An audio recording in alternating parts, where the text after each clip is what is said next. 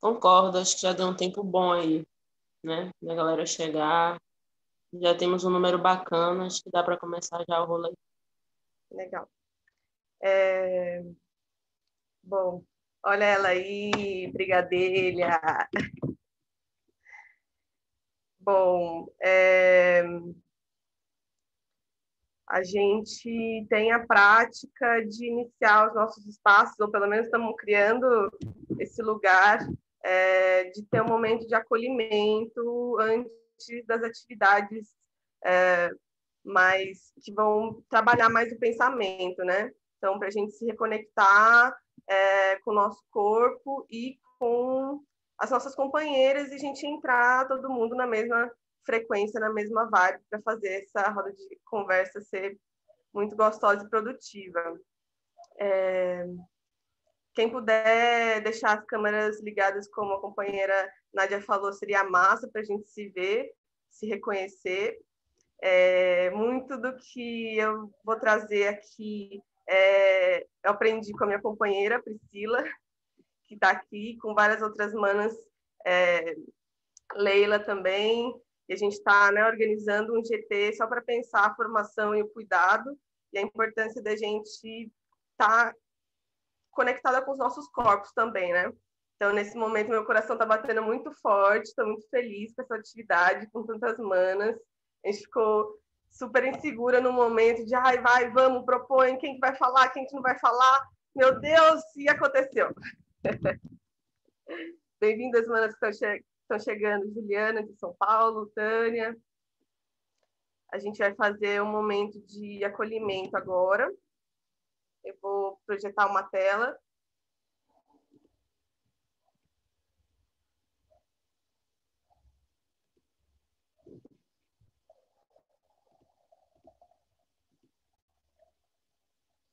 Ô, Nádia, você precisa habilitar aqui para eu conseguir projetar, meu bem.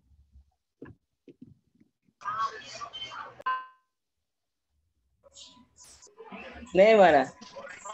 Oi, princesa. Ó, vamos falar o nome de todo mundo que está aqui. Aila, Driele, Tamarinha, Tânia, Juliana, Gina, Catarina, Zazá.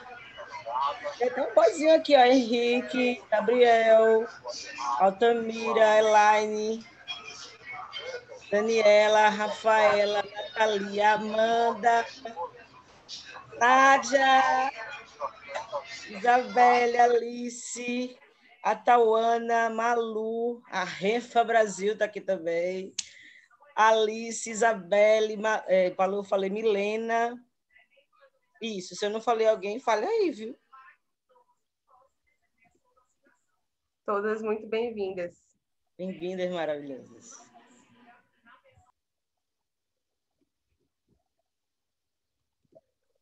Uhul!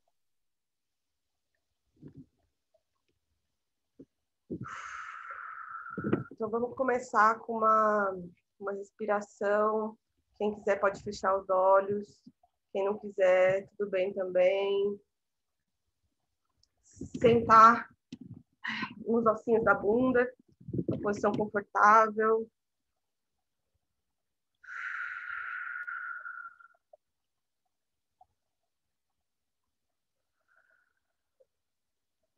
Fazer respirações longas.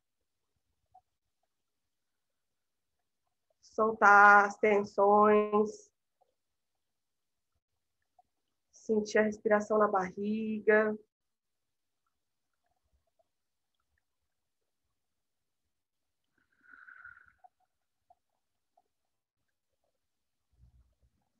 Soltar o maxilar, relaxar a língua.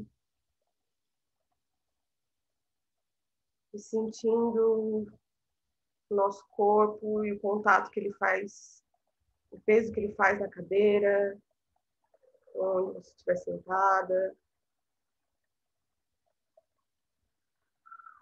Sentir o coração.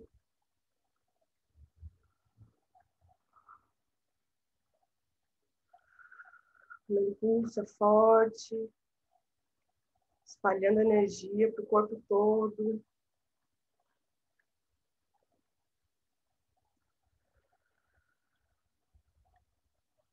A respiração tem 4 tempos.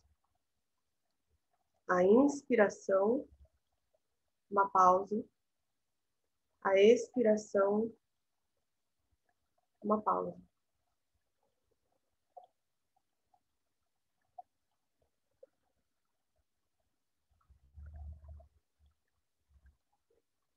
Descendo mais um pouco, a gente sente a barriga, o estômago, fonte de energia, de luz, o centro do nosso eu, o umbigo, nossa conexão com o mundo.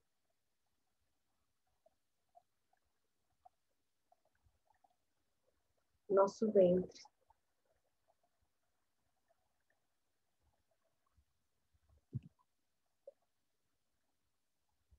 Esses são os 3 pontos de energia principal do nosso corpo. Nossa cabeça, nosso coração e nosso ventre. Para quem está chegando agora, a gente está fazendo um exercício de respiração e conexão com o corpo. Com respiração profunda, a gente pega o que precisa e deixa aí o que não precisa mais. Umas águas de um rio, umas águas de Oxum, da cachoeira, sempre vai, sempre flui. Sempre em abundância.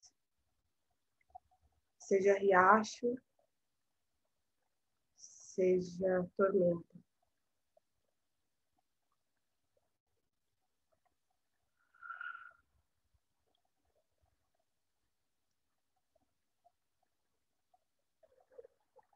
Sentindo a respiração acessar outros lugares que às vezes a gente não percebe. Cada pequeno movimento, cada micromovimento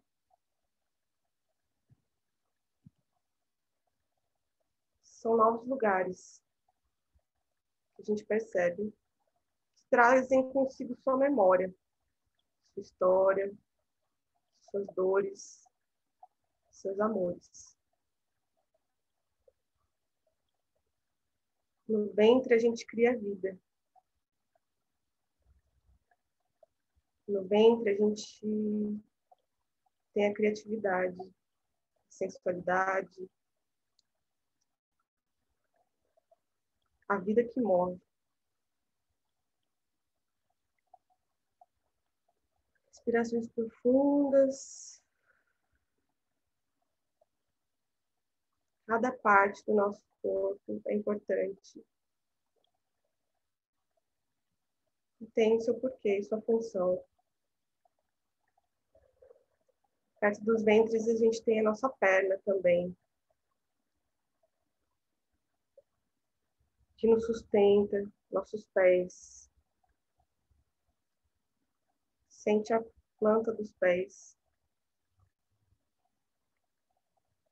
Como cada dedinho é importante.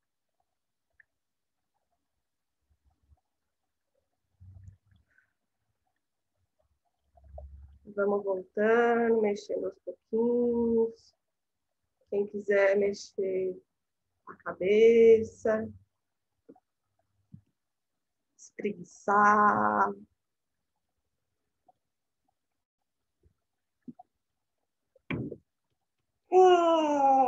Fazer barulho.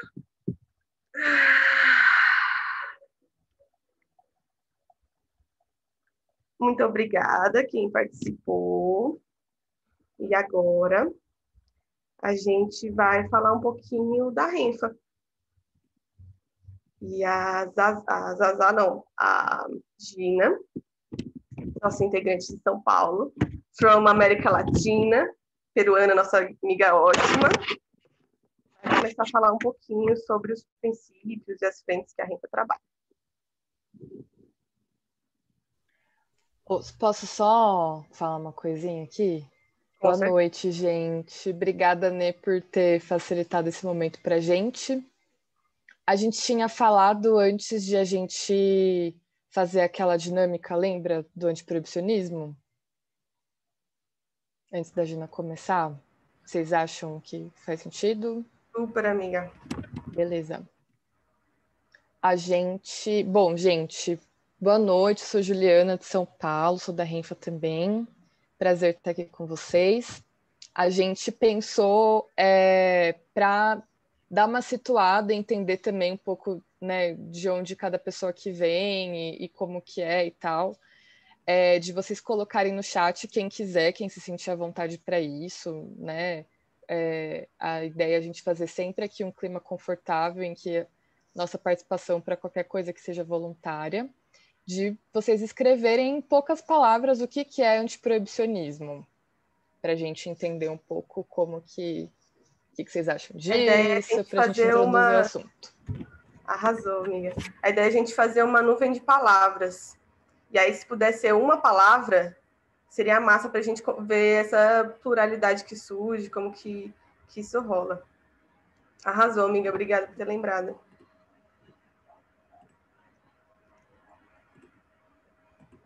Gina? Peraí, gente, eu me perdi. É uma palavra no chat que significa para você antiproibicionismo.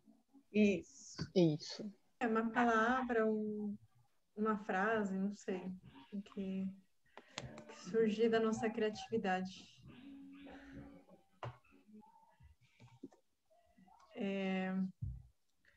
Pode começar? Por favor. Bom, gente, primeiramente, muito obrigada, né, pela oportunidade de estar aqui com todos vocês maravilhosas, todo mundo na luta. Meu microfone é um pouco longe, então eu vou tentar falar alto. Qualquer coisa, dá um grito. E eu tenho uma cachorra. Já vou avisando que ela é treteira. Ela participa junto. Exatamente. Participação especial. Bom, gente, eu vou falar um pouquinho da Renfa, né? A Rede Nacional de Feministas Antiproibicionistas, que foi fundada em 2016, dessa necessidade de lutar pelos direitos das mulheres, em especial das usuárias de drogas. Quem que compõe a Renfa? A Renfa é um grupo de militantes que são mulheres usuárias de drogas, profissionais do sexo, pessoas familiares e sobreviventes do sistema penal, pessoas que fazem parte da comunidade LGBTQIAP+, pessoas em situação de rua, cis, trans, travesti, não binários, antiproibicionistas, antirracistas e abolicionistas penais. A Renfa se organiza como uma organização política, feminista, antirracista, suprapartidária e anticapitalista. Nós defendemos um movimento de resistência e anti-hegemônico. A Renfa se organiza tanto a nível nacional quanto local. Está presente em 10 estados e no Distrito Federal. Temos Renfa em Alagoas, Pernambuco, Bahia, Ceará, Rio Grande do Norte, São Paulo, Rio de Janeiro, Minas Gerais, Pará e Roraima. Esses estados estão organizados em núcleo, que são Bahia, Ceará, Distrito Federal, Minas Gerais, Pernambuco, Rio de Janeiro, São Paulo e Rio Grande do Norte. A Renfa, além dessa organização nacional, também está presente na América Latina, através da TEA Feminista, antiproibicionista latino-americana, que é uma rede de mulheres feministas antiproíbas de 6 países. Tem o Brasil, Uruguai, Argentina, Chile, México e a Colômbia. No âmbito nacional, essa organização da Renfa é a partir de um grupo com as representantes de todos os estados da rede, uma atuação que se compõe por grupos de trabalhos, como o grupo de trabalho para captação de recursos, comunicação, advocacy, informação e cuidado. Agora, já no nível local, estadual, existem núcleos, e cada núcleo atua a partir das demandas de cada cidade, ou seja, foca mais nas demandas locais.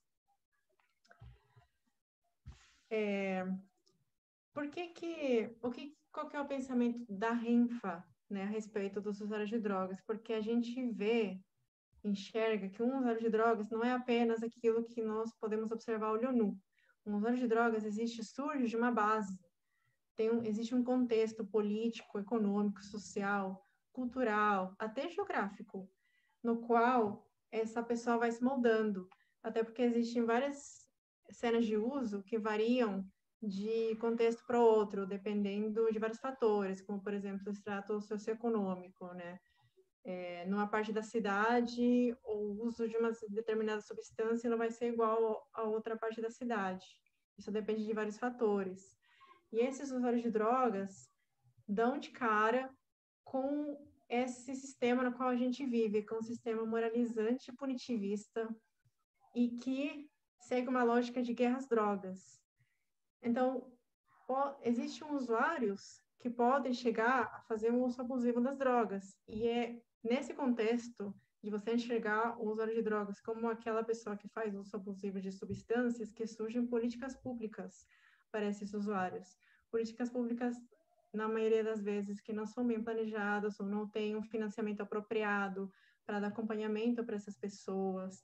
Não existe um suporte psicológico, não existem iniciativas de redução de danos para estes usuários.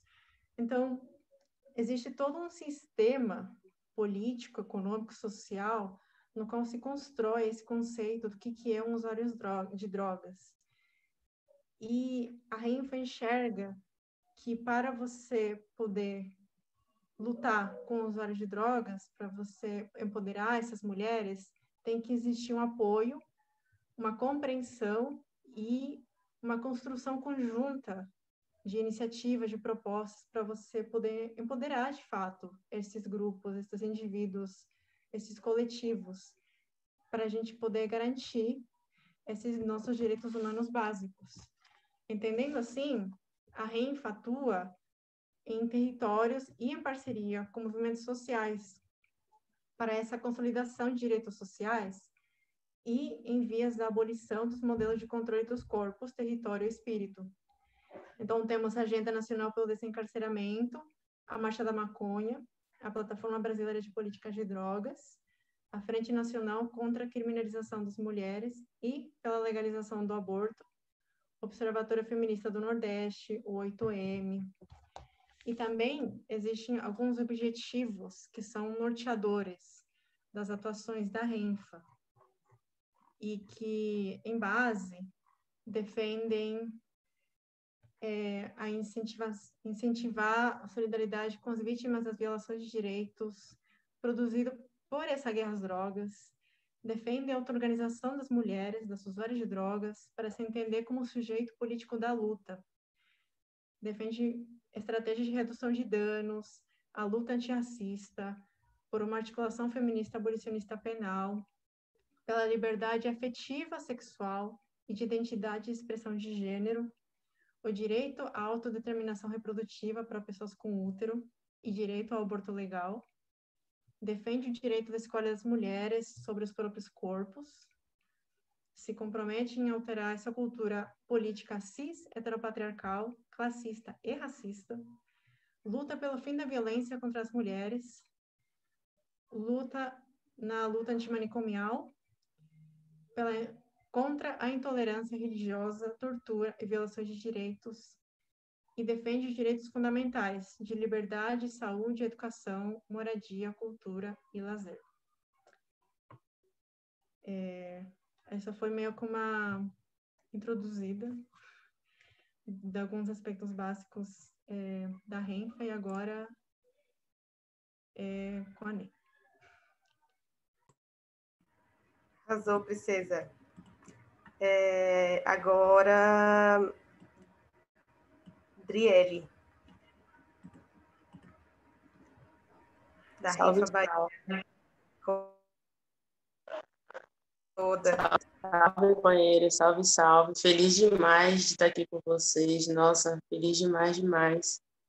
Sou Driele de Santos, sou representante aqui da Renfa Bahia, faço parte dessa família Renfa, essa família que tanto me orgulha, esse grupo de mulheres que, sendo a necropolítica uma política de morte, o antiproibicionismo é uma política de vida, É uma política que entende que não existe guerra às drogas no Brasil, o que existe é uma guerra aos corpos vulneráveis, é uma guerra ao povo preto, é uma guerra à população LGBTQIA+, é uma guerra contra todos aqueles que lutam contra essa política de controle dos nossos corpos que sempre existiu, né?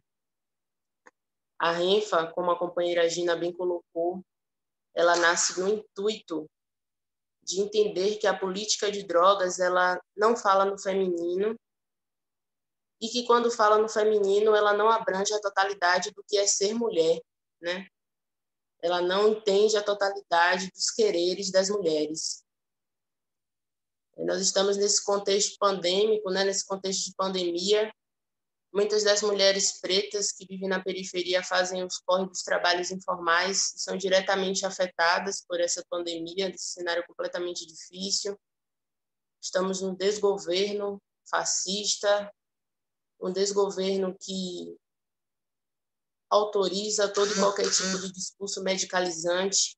Então, nos unirmos, estarmos juntas, estarmos falando sobre antiproibicionismo é um ato político e emancipatório.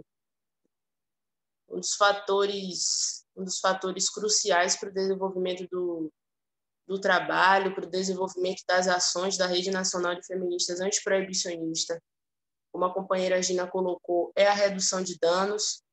A redução de danos é uma abordagem não só de saúde, mas uma abordagem também social, que entende as pessoas que fazem uso de substâncias psicoativas como sujeitos que constroem cultura, sujeitos que constroem saberes, né?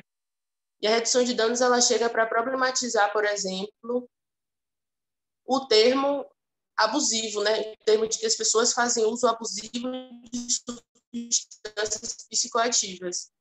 A redução de danos ela chega também para nos fazer ter criticidade de pensarmos que abusiva é a miséria, é a fome, é o racismo, que fragiliza a vida de uma mulher e faz com que essa mulher, por exemplo, sinta-se desorganizada com a sua vida e, de alguma forma, faça um uso problemático de alguma substância psicoativa, né? É a redução de danos que nos vai fazer pensar que a história de vida do sujeito deve ser o fator principal para todo e qualquer tipo de ação que seja pensada nessa perspectiva aí de entender, de fazer a garantia de direitos dele. É o feminismo antiproibicionista, por exemplo, que nos vai fazer entender que um grupo de mulheres no seu apartamento, numa zona nobre, fazendo uma roda de conversa sobre feminismo, enquanto uma mulher preta está na cozinha da sua casa, limpando a casa, né? Fazendo todo aquele trabalho, recebendo uma remuneração que não é digna, não sendo tratada como gente, enquanto o grupo de mulheres brancas estão no playground do seu apartamento caro, falando ali sobre sororidade, aquilo ali não é sobre emancipação feminina. Aquilo ali é sobre manutenção de um feminismo classista que não enxerga a vida das mulheres pretas. O feminismo antiproibicionista ele vai enxergar a vida das mulheres. Ele vai problematizar o seu feminismo, ele contempla a sua empregada doméstica, ele contempla a funcionária, ele contempla aquela mulher que está na portaria do prédio que você mora. É o feminismo proibicionista que vai fazer com que as mulheres sintam vergonha de acender um baseado, que essas mulheres não sintam culpa por acender um baseado. É o feminismo antiproibicionista que vai acolher uma mãe que passa por uma cidade, nas ruas da cidade para ir para o trabalho, e vê no outdoor, crack, a cadeia, o caixão, enquanto a sua filha ou seu filho preto faz uso de crack. É o feminismo antiproibicionista que vai entender a necropolítica, a política de morte, como um instrumento de manutenção da escravização dos corpos pretos. Então, para falar de feminismo antiproibicionista, a gente não pode deixar de falar de racismo, a gente não pode deixar de falar de práticas antimedicalizantes, a gente não pode deixar de falar de intolerância religiosa. O feminismo antiproibicionista, acima de tudo, é a luta pela liberdade de expressão, pela liberdade de ser quem somos, e é também a oportunidade da gente poder estar junta, falando sobre abertamente. agradecida pelo espaço aí com todas. Estou realmente muito, muito tocada, muito emocionada de estar aqui. Eu acredito muito na educação como ato político emancipatório, acredito muito na educação popular, eu acredito muito mesmo em um feminismo que é construído com as nossas, nas ruas, nos muros das cidades, um feminismo que vai além dos muros das universidades, e a gente possa cada vez mais sair desse viés, desse conceito de acreditar que o feminismo ele é apenas as páginas de um artigo acadêmico, né? Nossas vivências vão além disso, nossas vivências são gigantescas, né? Estão juntas na oralidade, na palavra, no poder da palavra e, acima de tudo, nas leituras de rua. Então, façamos essas leituras, companheiras. Agradecido. Arrasou, companheira. Zazá? A Luana está na sala, né? A gente tinha fechado a programação antes da Luana confirmar hoje de tarde que ela participaria. E como eu aprendi tudo com Luana, eu vou pedir para ela, por favor, falar no meu lugar sobre o histórico do antiproibicionismo, sobre o antiproibicionismo. Obrigada, Luana, obrigada, gente, obrigada, Nêmara, boa noite, estamos aí na luta. Gente, eu peço licença. Licença, Luana, de verdade, minha irmã, para dizer também que tudo que eu sei sobre antiproibicionismo e redução de danos eu aprendi contigo. Então, meu ori, saldo seu, saldo sua ancestralidade, borboleta maravilhosa. Te amo. É a mamacita, é a mamacita. Toque tudo aí, manhã, massagem. Axé, minha irmã, axé, axé. E a benção para todas nós nessa quarta-feira de Xangô e Oiá. Muito amor, muito emocionada com a fala de Driele. Assim, eu acho que tenho pensado muito na potência que a Renfa tem, né?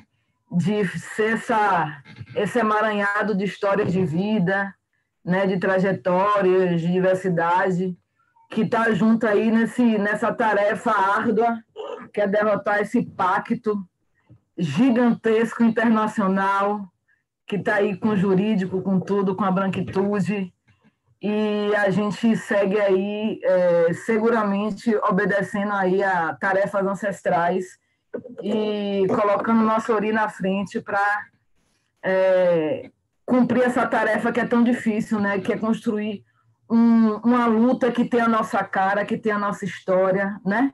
Que tem a nossa ancestralidade, que tem o nosso desejo de um mundo possível para todas, né? E aí eu acho que falar da história do antiproibicionismo é um pouco isso, né? Assim, eu comecei nesse rolê em 2004, então tem um tempinho. E eu me lembro de ser um lugar, o antiproibicionismo era um lugar muito incômodo para mim, né? Era muito incômodo estar nesse espaço, porque era um espaço que era comandado, enfim, basicamente por uma turma branca, universitária, né? De homens, né? Então tinha uma disputa muito grande, assim, né? Uma pauta que girava em torno do uso da ganja, do uso da maconha, e tudo bem, a gente gosta também, né? Mas a gente começou a entender que algumas questões nossas não tinham cabimento, né? Então, a gente começou a entender que, por exemplo, a gente não podia debater questões do feminismo dentro do debate antiproibicionista, porque aí você ia estar desviando do debate, né? Então, você tinha um campo de produção de militância que era basicamente um campo que estava centrado na universidade, né? E tinha pouca amarração com movimentos sociais, né? Assim, eu não sei nem se eu chamo de movimento social, né? E aí eu acho que a construção do conceito de antiproibicionismo, ele já é essa tomada dos movimentos sociais, né? Da marcha, quando a Marcha da Maconha ganha as ruas e traz essa pauta, né, com toda a densidade que ela precisa ter para a rua, para a sociedade em geral, saindo da universidade. Então, por mais que a universidade, a gente saiba que tem um papel importante na construção dessa luta, a gente precisava entender que a gente tinha necessidade de falar de algumas questões que tocavam a luta no que dizia respeito ao antiproibicionismo. Então, a gente não queria fazer uma marcha da maconha para falar só sobre maconha, né? A gente não via sentido em fazer uma marcha, porque a questão não era necessariamente a maconha, né? Mas era todo o arsenal de guerra que se produzia e todo o projeto político que se produzia em torno disso. Então, a gente queria falar de racismo, a gente queria falar de direito à cidade, a gente queria falar de feminicídio, e, de fato, todas essas pautas, elas, assim, se a gente for olhar na história, e aí eu estou falando de um recorte específico, de um lugar de fala, né, de como foi a minha história, o meu contato com esse campo, eu começo a entender que o antiproibicionismo ele se forma a partir das marchas da maconha, a partir do momento que a gente vai problematizar essa ideia de que, então, o grande dano que a gente vai falar aqui é o dano de um sistema de proibição, né? Que é um sistema que monta aí esse pacto colonial, que atualiza aí essas mortes, né? Então, a gente começa a entender que o antiproibicionismo ele começa a ser um pouco da antítese, se fazer um pouco nessa antítese da universidade, e aí fazendo essa articulação com outros movimentos sociais, né? Eu acho assim, o feminismo antiproibicionista, de maneira geral, assim, eu saldo muito esse espaço, porque eu acho que é importante a gente falar muito de feminismo antiproibicionista. Não é um conceito que as pessoas entendem tranquilamente, a gente não tem uma narrativa única sobre isso. Se a gente for em alguns lugares da América Latina, as pessoas não vão entender o que é feminismo antiproibicionista, por mais que entendam o antiproibicionismo, entendam o feminismo de um lugar. Então, é importante que a gente comece a formular e pensar sobre isso, porque é algo bem brasileiro, esse conceito do feminismo antiproibicionista, e ele é muito nordestino, né? E a gente precisa marcar isso também, ele é muito nordestino. Porque eu acho que a gente vai começando a trazer essas questões para o debate, né? A gente começa a descortinar essas questões que estavam engessando o debate da política sobre drogas. Então, a mídia e boa parte desses movimentos, dos movimentos sociais, giravam em torno do eixo sudeste, né? Então, do eixo Rio-São Paulo, Distrito Federal, né? Então, a gente tinha um completo silenciamento de outras vozes de outras regiões, né? A gente tinha o debate super inconsistente no que diz respeito às comunidades afetadas da guerra às drogas, né? E aí algo que eu me lembro muito que a gente conversou sobre isso na plenária da Renfa, de que a ideia desse feminismo, dessa construção do feminismo, é que o território nos informasse, né? Então, que o território, a gente pudesse construir no território, com as pessoas do território, e aí, quando eu estou falando do território, eu estou falando necessariamente das comunidades que são mais afetadas, a gente sabe quais são essas comunidades. Então, da importância de construir o feminismo a partir desse dia a dia, dessa vivência, dessa construção, desse ocupar a cidade, dessa coisa que a gente faz uma roda lá no meio do território onde a gente sabe que tem violência policial, porque o constrangimento que a gente vai fazer é isso, né? Produzir política nos territórios de guerra, né? Porque a gente sabe que a política de drogas ela constrói esses territórios. E a gente sabe que não é só a Cracolândia que é invadida, a gente sabe que não é só a Cracolândia de São Paulo que tem a intervenção violenta da polícia. Mas a gente sabe que é a Cracolândia de São Paulo que está na Globo News, né? Não é aqui o Pelourinho que está na Globo News, nem as cenas de uso lá nem o que acontece em Recife, né? Então, eu acho que é bem importante assim, a gente falar assim, o feminismo da Renfa, porque eu acho que o feminismo antiproibicionista ele também transcende a Renfa, né? a gente tem outras companheiras, outras construções disso, mas eu acho que, assim, um pouco, para mim, o feminismo antiproibicionista foi esse feminismo que conseguiu produzir uma narrativa de mulheres que ainda não estavam assentadas no feminismo, no debate feminista, certo? Então, a gente consegue construir uma linha consistente, né, para debater o feminismo antiprisional, estando dentro dos presídios, tendo companheiras nossas com experiência de estar na prisão e a gente acompanhar elas dentro da prisão. Então, o feminismo que vai se construir lá nas filas de espera, nessa escuta das mães. Então, dessa diversidade aí de lugares que a gente consegue entender que esse projeto de guerra ele vai se materializar. Então, no presídio, a gente tem que estar no presídio.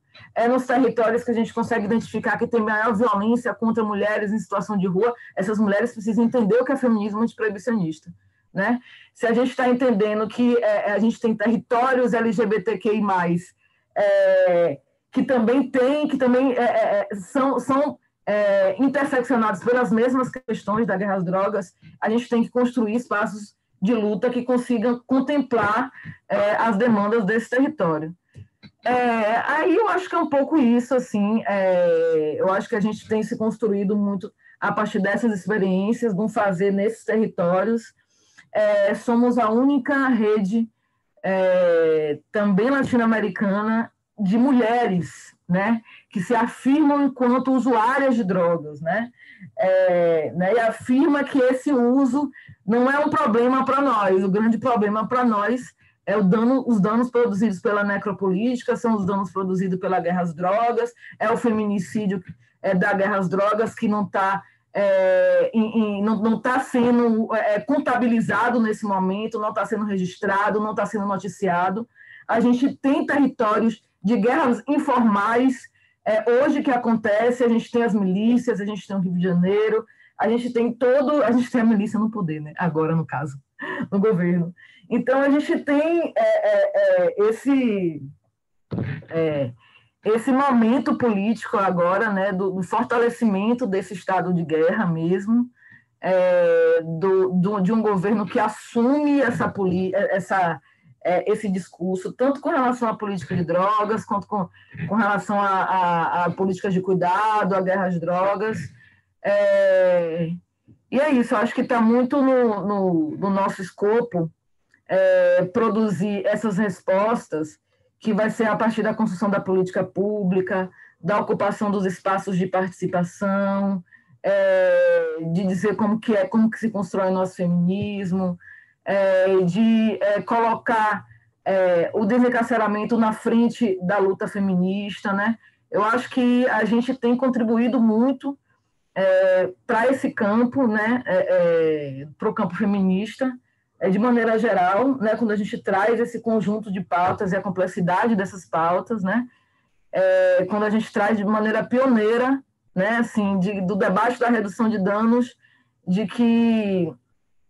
dessas tecnologias de cuidado, da gente entender que a mulher usuária de drogas ela está numa situação mais vulnerável, ela está sujeita a maior violência, ela está sujeita a uma cultura de estupro, e construir redução de danos é construir esse lugar, né, da gente cuidar da companheira, né, da gente estar num lugar, a gente está curtindo, a gente está usando nossa droga, mas a gente está ligada na companheira, né? A gente está produzindo campanha no território para dizer que de cara bêbada ou chapada, nenhuma mulher merece ser estuprada, e trazendo essas informações que eu acho que tem essa conexão, esse poder de conseguir chegar aí em vários lugares. Aí é um pouco isso, pessoal. Quero vir aqui também para ouvir um pouco. Acho que temos aí nesses próximos anos tarefas duríssimas, árduas. 2021, eu acho que a gente está aí com alguns desafios desse governo, desafios internacionais. A gente está num momento de pandemia, as nossas mulheres estão, como o Drelli falou, sofrendo o impacto dessa pandemia, a segurança pública não para de invadir nossos territórios, de violentar nossas companheiras, né? A gente acabou de viver, a gente vai lançar essa semana ainda, a campanha para denunciar uma situação que aconteceu com a nossa companheira, Graziele Paixão, né, que é uma companheira lésbica, negra, que sofreu lesbofobia na rua, recebeu o dinheiro do projeto da Rinfa, comprou 4 dolinhas e foi abordada, teve uma abordagem enfim, super abusiva do policial, ficou 24 horas detida, está até hoje respondendo, e aí a gente vê a importância que tem o movimento social nesse momento, né? Porque foram as nossas redes, assim, foi a gente construir, não porque ninguém convidou a gente, porque a gente não é dessas, a gente chega metendo o pé na porta, foi do jeito que é como a gente constrói esses caminhos de acesso à justiça pela defensoria, que a gente vai construindo aí a defesa e vai exigindo que a defensora atenda esse caso, dizendo para a defensora que isso é uma situação de violação de direito, que a companheira é uma militante antiproibicionista, que ela é uma militante usuária de drogas, sim, que luta por outras usuárias de drogas, sim, e a gente escreve um relatório extenso falando da trajetória de vida dessa mulher e colocando o Estado como responsável por ela estar hoje no lugar que ela está, né? Assim, uma companheira que já teve uma companheira com trajetória de rua, com vários acessos, vários acessos negados à política pública, e aí a política pública aparece nesse momento no lugar da justiça, no lugar da punição, né? E tratando nossa companheira dessa forma. Então, a gente teve um papel também muito importante, e a gente tem tido um papel muito importante na soltura das mulheres mesmo. Não temos advogadas, né? Assim, né? A gente vai ter ainda. Mas a gente tem esse conhecimento que a gente aprende porque a gente está na luta, porque a gente está no dia a dia, porque a demanda bate na porta mesmo e a gente precisa atender, né? E aí a gente consegue ter uma soltura da companheira, mas a companheira ainda responde a um processo, porque a gente tem um Ministério Público que, mesmo vendo essa carta, mesmo entendendo a situação da companheira, pegando um relatório que comprovava que ela estava num projeto, tem aí uma interpretação de que ela deve responder por tráfico de drogas, né? Então, para dizer que algumas companheiras que lutam ao nosso lado estão mais propensas a passar por esse tipo de situação, e nós precisamos estar preparadas, qualquer hora do dia, no meio da madrugada, a gente tem que estar ali, né? E principalmente para quem tem os privilégios, né? Para quem tem uma casa, para quem tem os acessos, porque é um pouco desse papel que a gente tem, né? A gente quer ser a melhor amiga da defensora, a gente é a melhor amiga do Ministério Público, né? Porque a gente sabe que com a mão a gente alisa, com a outra mão a gente bate, né? Que quando precisar apertar, a gente vai lá e aperta. Então, a gente tem aí essa tarefa desse 2021 aí, que é produzir, insistir na liberdade das nossas companheiras. Peço para que vocês, quando recebam o material da nossa companheira dirigenta, Graziele Paixão, a gente vai anexar aí um conjunto de assinaturas de movimentos sociais, porque a gente precisa constranger esse judiciário, a gente precisa constranger esses poderes, né? E eu acho que a gente está aqui para isso. A gente não pode deixar que o Ministério Público corra solto. A gente não pode deixar que a Defensoria Pública corra solto, né? A gente tem, o feminismo antiproibicionista tem isso como pauta, assim, como ponta de lança. E aí, agora, para concluir de verdade, eu vou lembrar só de uma companheira amadíssima, e se não fosse ela, a gente não estaria aqui hoje, nesse acúmulo inteiro, que é a companheira Maria Lúcia Pereira, que a gente começou nossa caminhada junta. A Renfa Bahia, ela existe hoje muito pela direção que Lúcia deu. Lúcia fundou o movimento Pop Rua, e aí o desafio que Lúcia trazia para a gente era um pouco esse, né? E aí eu estou vendo que Tânia Nogueira está aí também, uma companheira tá nossa companheira de luta também, que estava junto nesse momento, que Maria Lúcia fazia o desafio para a gente de juntar o feminismo antiproibicionista com o feminismo achado na rua. né? O feminismo das situações, das urgências que acontecem na rua, né? E de todas as situações que as mulheres têm vivido estando em situação de rua. Da retirada dos bebês, que ninguém fala sobre isso, desses casos que é quase impossível você reaver uma guarda, né? Dos casos de violência sexual, de agente de segurança pública, agente de segurança privada, desses casos que isso sim é uma epidemia, dos casos de feminicídio, que não é por causa da droga, não é por causa do crack, mas é por causa dessa guerra informalizada, desse projeto político. Isso não é coincidência. As nossas companheiras morrerem não é coincidência, isso é projeto. E se eles têm um projeto, a gente tem um contra-projeto também. Estamos aqui firmes, vivonas, né? Vivendo e construindo essa luta. E aí agradeço por esse espaço que aquece meu coração. Queria estar bem aglomerada com vocês, me relando toda em todas vocês, abraçando muito.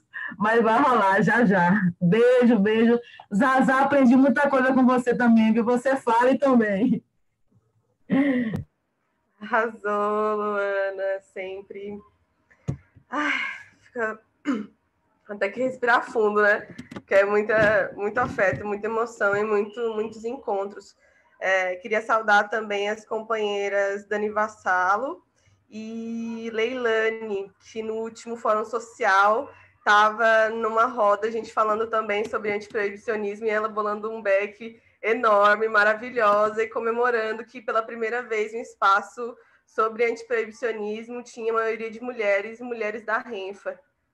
Acho muito importante a gente fazer esses resgates. Bom, estamos abertos para tocar. Driele tinha se inscrito. Isso, só... Caramba, falar depois de Luana é foda, viu? Que a bicha é brava demais, misericórdia. Que mulher é essa, rapaz? Incrível. Luana, te amo demais. Velho, eu tenho muito orgulho, assim, de tudo que a gente vem construindo na Renfa, de tudo que a Renfa Bahia, assim, especificamente, né, pelo local que eu estou, representa na minha vida, de tudo que a Renfa move aqui dentro de mim e me faz entender. A Renfa me dá essa direção, esse discernimento de que a necropolítica não é apenas quando uma bala atinge um corpo, né? A gente morre também de outras formas, a gente morre também quando somos silenciadas, nós morremos quando procuramos uma defensoria pública, quando a companheira ela está sendo privada de liberdade, a gente procura uma defensoria pública e a defensoria pública não está funcionando e não tem um atendimento, e uma ouvidoria de um instrumento de poder diz que apenas está ali para ouvir e fazer encaminhamento, só que nossas vidas têm urgências, né? As nossas vozes precisam ser escutadas e os instrumentos de poder, eles falham muito, falham demais, nos silenciam demais, né? Então, a me faz acreditar que outros caminhos são possíveis, que isso que Luana traz da Maria Lúcia é importantíssimo em todo local que a Bahia pisa, a gente sempre fala disso, né? Daquelas mulheres que abriram caminho para que a gente pudesse falar, para que a gente pudesse estar aqui hoje. Então, Maria Lúcia presente hoje sempre, essa mulher preta que abriu caminho para que a gente estivesse aqui, para que nos ensinou que leituras de rua é o que norteia a vida, que existe saber na rua, que essa sabedoria da ancestralidade preta aí, indígena, que nos faz acreditar mesmo, que nos dá sul, não nos dá norte, mas que nos dá sul. É o caminho de volta para o sul aí, para a gente acreditar que essas pontes são possíveis. Muito obrigada, companheiras.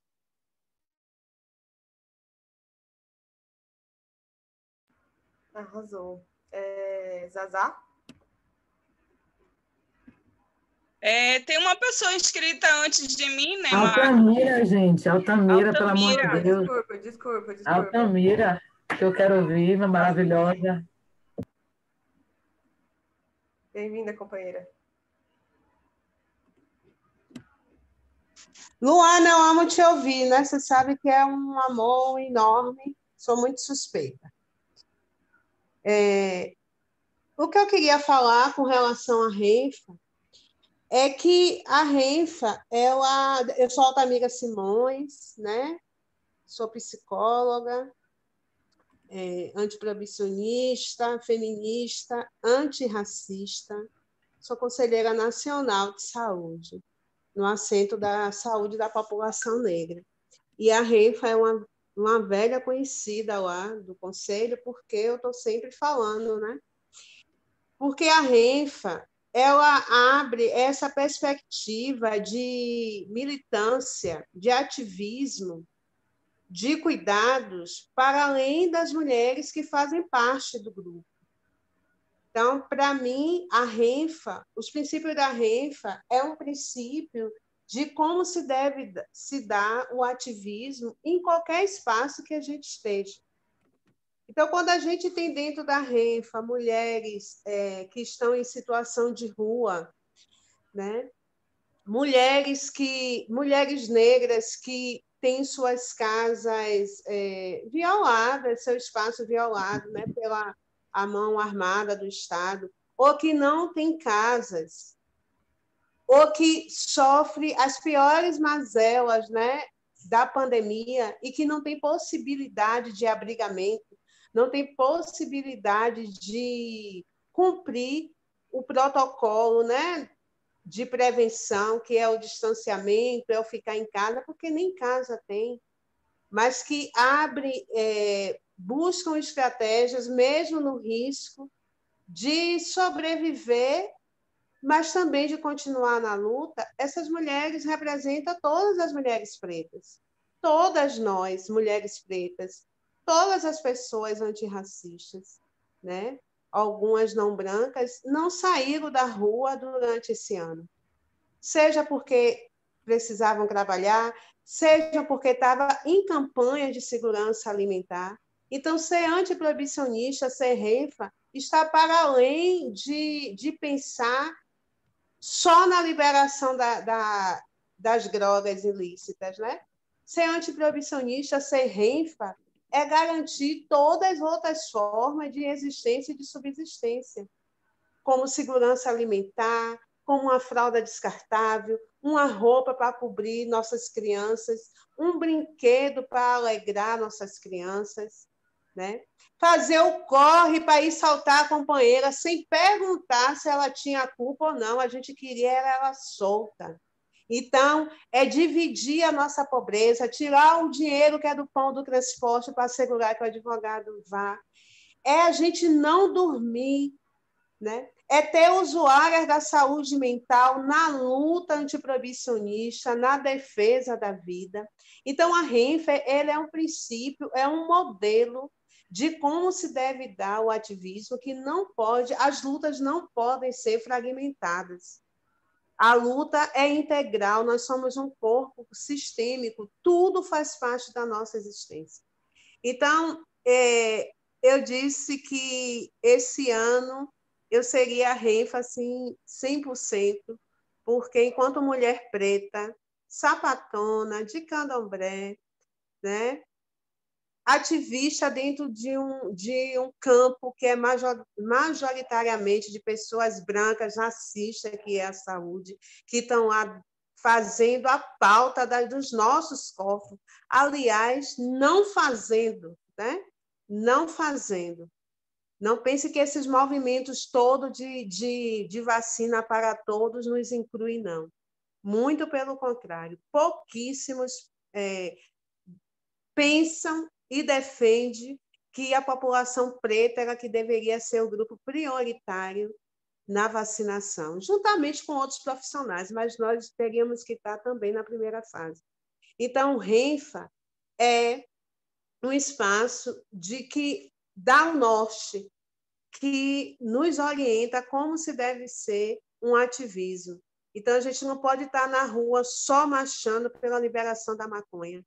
A gente tem que estar na rua marchando por emprego, marchando por moradia, marchando por saúde, marchando por educação, porque a nossa vivência ela não é fragmentada. A gente pode ter a liberação da maconha, mas não ter o dinheiro para comprar o pão, e o dinheiro até para comprar o beck, para quem usa o dinheiro para comprar a pinga. Então, assim, obrigado por esse aquilombamento, que é assim que eu vejo a Renfa, né? Aonde tem uma pessoa da Renfa, eu sei que eu não estou na luta sozinha, e a gente precisa lutar para ocupar os conselhos federais, sobretudo o da saúde. Que alegria, que honra te ouvir, Altamira. Chique demais. Agora sim, Zazá. Oi, gente, muito obrigada por essa oportunidade de estar aqui com vocês, por essa construção, por esse trabalho, por essa vivência, por esse espaço histórico, né? A pauta do Fórum Social Mundial, o lema do Fórum Social Mundial é um outro mundo é possível, né? E a gente acredita muito nisso, eu acho que a gente é muito isso, é esse outro mundo possível através da revisita, né, do velho mundo imposto para a gente, né? E até, inclusive, do velho feminismo, né? Luana dizia que o antiproibicionismo ele vai se organizar e se consolidar enquanto movimento social a partir da Marcha da Maconha, e eu acredito que é o encontro desse movimento também com a Escola Brasileira de Redução de Danos que vai proporcionar que a gente tenha o feminismo antiproibicionista, né? Porque o que a gente vai ter na redução de danos brasileira? A gente vai ter um processo de ida ao território, de escuta das pessoas, né?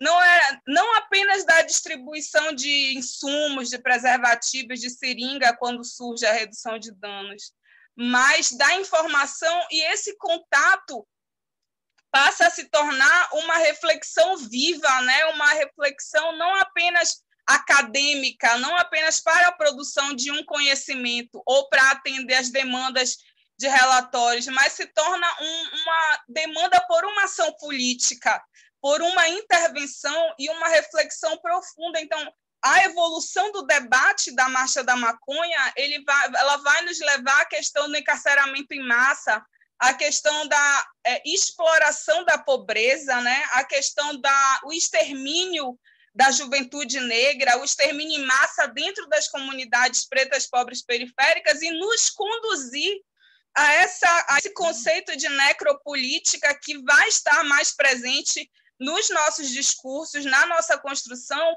e, a partir disso, também fazer o debate antirracista, né? Compreender que esse é um instrumento que continua a ser, como muito bem disse a Adriele, um instrumento de aprisionamento e de escravização e de controle dos corpos negros e das comunidades pobres, né? Porque a gente sabe que a herança da escravidão é a periferia violentada, né? Eles continuam invadindo palmares para tocar fogo, eles continuam matando zumbis todos os dias nas comunidades, e essa lei serve para isso, ela é intencional. É intencional que se coloque as drogas dentro das comunidades pobres, porque ela justifica o uso de armas, as intervenções violentas, e, ao mesmo tempo, garante um adoecimento que justifica o encarceramento em massa, que justifica as internações compulsórias, né? Então, que justifica, muitas vezes, que as pessoas são negligenciadas no trabalho, são institucionalmente violentadas também. E essa questão do encarceramento, a gente vai ter uma mulher muito importante que, em algum momento, a gente tem que conseguir entrar em contato com ela. Ela é uma pessoa muito difícil, que é a Maria Lúcia Caram. A Maria Lúcia Caram, ela é fundadora do movimento de juristas contra a proibição. Ela é uma precursora do antiproibicionismo, né, que vai fazer... E essa mulher, ela arrebentou uma corrente assim na minha cabeça. Eu sempre gosto de lembrar dela quando ela disse: nós somos a favor do fim do sistema penal. O sistema penal tem que acabar. Eu não sei se alguém nunca tinha dito isso assim com essas palavras, sabe? Mas quando você ouve isso imediatamente, se você está na reflexão que a gente vinha da Marcha da Maconha, da redução de danos, e ela disse isso numa reunião da Marcha da Maconha de São Paulo, para onde ela foi convidada, você imediatamente pensa, óbvio que nós não deveríamos ter um sistema penal, nós não deveríamos nem ter um código penal, deveríamos ter apenas um código civil, né, que garantisse a dignidade, que garantisse o direito das pessoas, que garantisse o respeito, porque nós dizíamos, as mulheres que estão encarceradas, elas são ainda mais vítimas desse sistema, elas foram parar lá por serem, nós vamos parar na cadeia porque somos vítimas do sistema. muitas mulheres, e as estatísticas mostram que a maior parte delas também é instrumentalizada pela pobreza também, e esse debate não existia. E nós também contribuímos para uma evolução no próprio feminismo clássico e também no movimento negro clássico.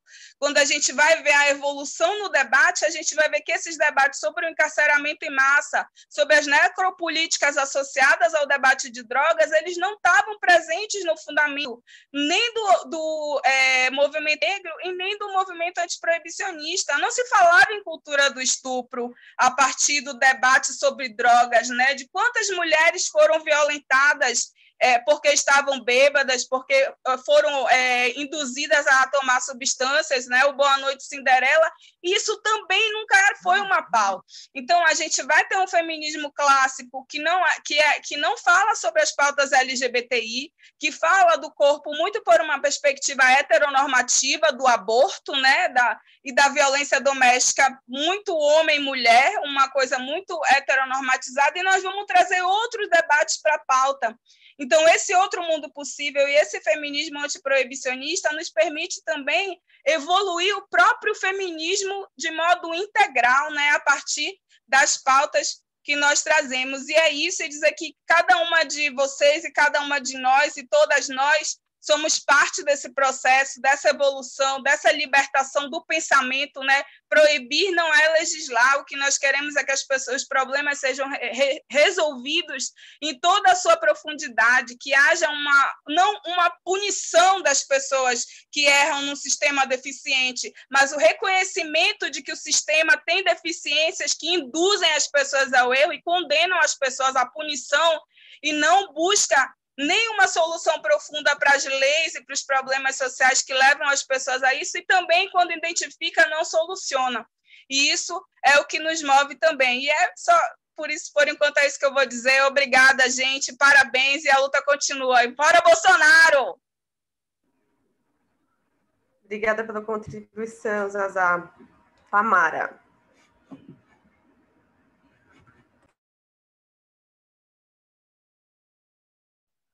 Bom, gente, boa noite a todas, a todos e a todes.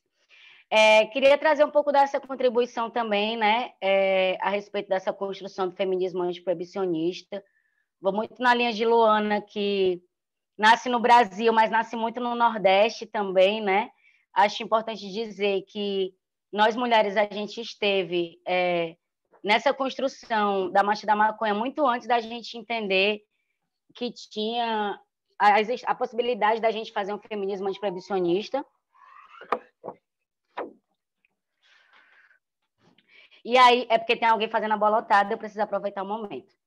E aí, a partir disso, eu queria trazer um pouco também da contribuição das nossas experiências enquanto mulheres feministas antiproibicionistas, dirigindo, organizando, ou estando dentro dessa construção da Marcha da Maconha, né? Para, inclusive, a gente conseguir aumentar essa nossa discussão para além da Renfa, e como já foi citado, que esse feminismo antiproibicionista, ele é além da Renfa, né? Apesar da gente saber que é nós que está aqui mesmo na linha de frente nesse corre, né? Mas trazendo um pouco da experiência do meu sonho, da minha alquimia, do que aquilo que eu almejo ser, a partir, por exemplo, a Marcha da Maconha de Salvador, Luana, sai do cartão postal e vai para um território das mulheres, do uso de crack, do uso da rua, né? Como que se consegue transformar isso e chegar até lá, né? E aí eu trago um pouco da experiência da Marcha da Maconha de Fortaleza, tem uma companheira também aqui participando da roda de conversa, mas é importante dizer que a gente consegue, sim, trazer o antiproibicionismo para dentro da Marcha da Maconha, para muito além dessa questão da liberação, né? A gente que constrói a Marcha da Maconha, inclusive, a gente nem gosta de que se fale de liberação da maconha, porque para nós a gente fala de regulamentação e legalização, né? Liberado a gente sabe que já está, a gente fuma a qualquer momento, eu acabei de fumar. Mas quando a gente traz a questão de que mulheres dirigem esse contexto, uma Marcha da Maconha, por exemplo, aqui no Ceará, que sempre aconteceu, mas a gente traz aquele questionamento sobre as mulheres encarceradas, as mulheres estupradas, as mulheres dentro de casa violentadas pelo seu uso, ou mesmo por não fazer uso, mas pelo seu companheiro estar no contexto do uso, ou pela sua casa estar dentro de uma comunidade que é um território de guerra da proibição das drogas, como que a gente consegue fazer isso e aglutinar, né? Mesmo falando de maconha no começo, né?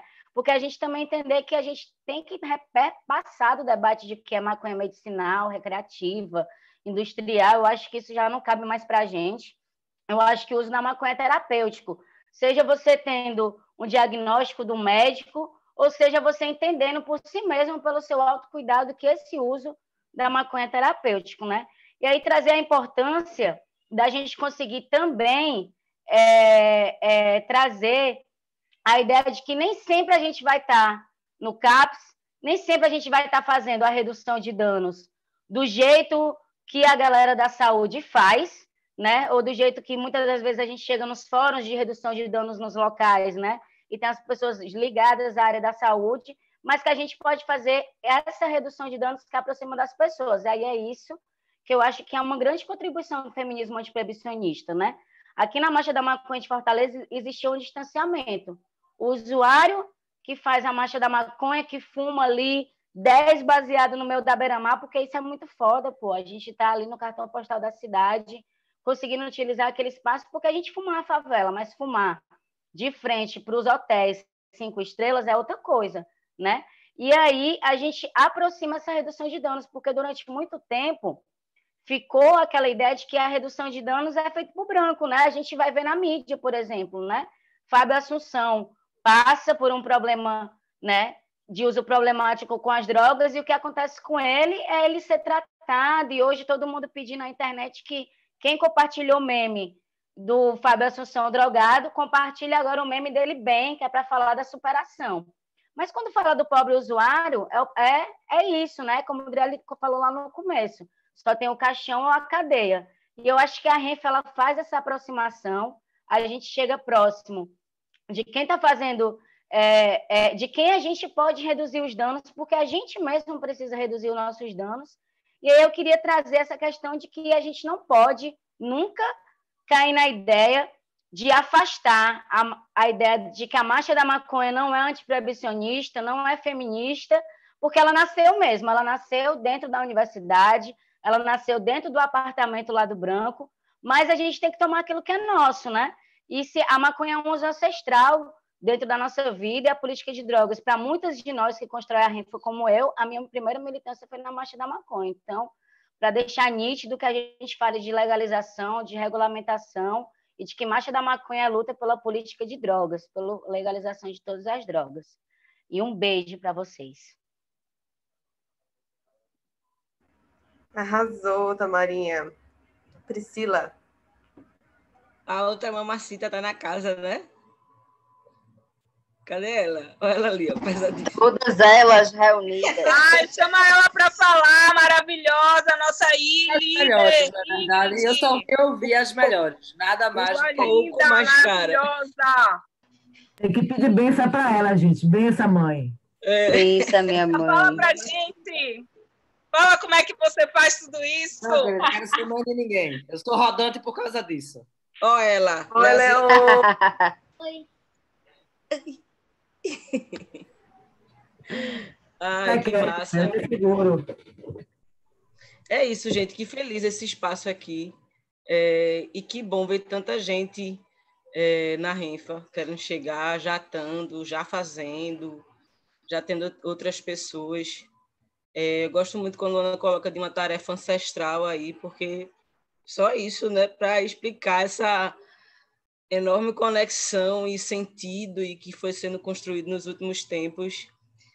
Quando falou da redução de danos unido, me veio muito uma imagem e que foi construída no Nordeste, da gente em Aracaju, no encontro de redução de danos, e tá eu indo lá atrás, assim, a Luana entra, e a gente, é ela? Quem é ela? Como é isso? Vamos chegar, eu quero ela. É ela aqui nesse rolê todinho, foi isso, foi para isso que a gente veio. E daí, assim, tanta coisa, tanta vida, né, foi sendo criada, construída. A gente, é isso, a Renfa, a gente pensa e a gente faz, e a gente vai atrás. E a gente usa o que a gente tem. com o que dá, né? A gente foi aprendendo as coisas, isso é a colonização, né? Então, o que é que eles querem? Eles querem palavras, eles querem textos, eles querem papéis, eles querem um monte de coisa. Então, vamos aprender a usar as palavras, a fazer os papéis, a mandar os documentos que elas querem, como elas querem, a entender das coisas, né? Eu lembro quando a gente estava no início da agenda para o desencarceramento, que eu estava a mão na cabeça, assim, eu não entendia nada do que lia, né? Era outra nomenclatura. Eu disse, bicho, é isso, né? É para afastar a gente mesmo, assim. O rolê é feito para a gente não entender e para a gente não se aproximar, né?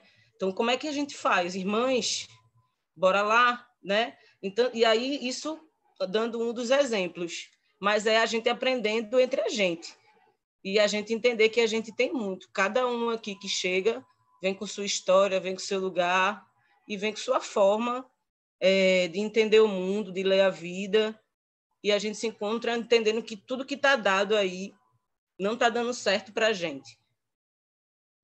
Quando a gente fala em se manter viva, é porque em muitos momentos é muito difícil. Quando a gente começa com autocuidado, é porque a gente lida com uma pauta que está falando de vida e morte ao mesmo tempo. Então, como lidar com tanta coisa também, como se proteger, como ter estrutura para lidar com tudo isso e como a gente trocar entre nós. Por isso, então, a necessidade da gente ter rede.